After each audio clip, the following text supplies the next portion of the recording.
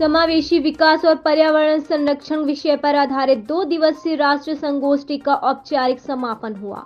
इस मौके पर जलवायु परिवर्तन, पर्यावरण प्रदूषण की वैश्विक समस्या पर अनेक विद्वानों, वैज्ञानिकों तथा शिक्षाविदों ने अपने बहुमूल्य विचार व्यक्त किए तथा अंतर्राष्ट्रीय स्तर के अनेक शोध पत्र भी प्रस्तुत किए गए। समापन सत्र का प्रारंभ प्राचार्य प्रोफेसर अनुराधा तिवारी ने किया। विशिष्ट अतिथि के रूप में सलोन रायबरेली के विधायक अशोक कुमार मौजूद रहे। मैं प्रोफेसर शरद कुमार वैश्य, विभागाध्यक्ष भौतिक विज्ञान विभाग, नेताजी सुभाष चंद्र बोस राजकीय महिला स्नातकोत्तर महाविद्यालय, लखनऊ। आज यहाँ पर जो इवेंट ऑर्गेनाइज किया गया, इसका क्या उद्देश्य है? जैसा कि आप सब जानते हैं कि हम विकास तो कर रहे हैं, लेकिन विकास के साथ साथ हमें ऐसा विकास करना है जो सतत हो। हम अपनी फ्यूचर जनरेशन्स को क्या दे सकें। आने वाली पीढ़ियाँ हमारे जो आज के कार्य हैं उससे प्रभावित होती हैं।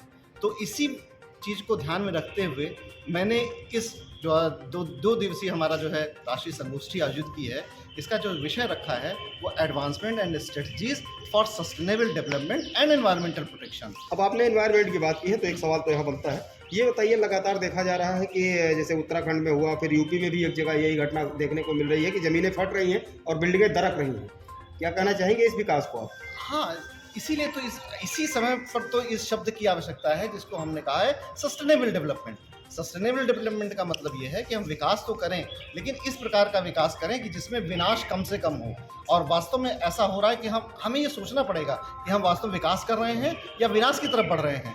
आपने जैसा एग्जाम अभी बताया कि जोशीमठ की जो घटना है, और साथ ही साथ क्योंकि हम जो है अननेसेसरी जितना हमें आवश्यकता है उससे ज़्यादा पाने की जब हम कोशिश करेंगे तो हमेशा हम विनाश की तरफ बढ़ेंगे। नेचर अपने आप बैलेंस करता है चीज़ों को। जब भारत सरकार सहायता देती है करने की, उसका मेन ऑब्जेक्टिव होता है कि ज़्यादा से ज़्यादा जनमानस तक संदेश पहुँचे। ये क्योंकि एक विद्यालय है, यहाँ पे ज़्यादातर जो संख्या है वो यहाँ के विद्यार्थियों की है, सब यंगस्टर है। तो यहाँ जो जलवायु परिवर्तन या पर्यावरण संरक्षण के ऊपर व्याख्यान दिए गए थे, जो बड़ी शोध के परिणाम बताए गए थे, डेटा शेयर किया गया था, तो जाहिर तौर पे कहीं न कहीं बच्चों के ऊपर इसका इफ़ेक्ट है। मैं नहीं कहता हूँ कि ये इतना विद्वान बन जाएँगे एक दिन में, लेकिन कहीं न कहीं इनको ये तो समझ में आ रहा हो कि ये विषय इम्पोर्टेंट है, इसके ऊपर चर्चा होनी चाहिए, इसके ऊपर काम होना चाहिए।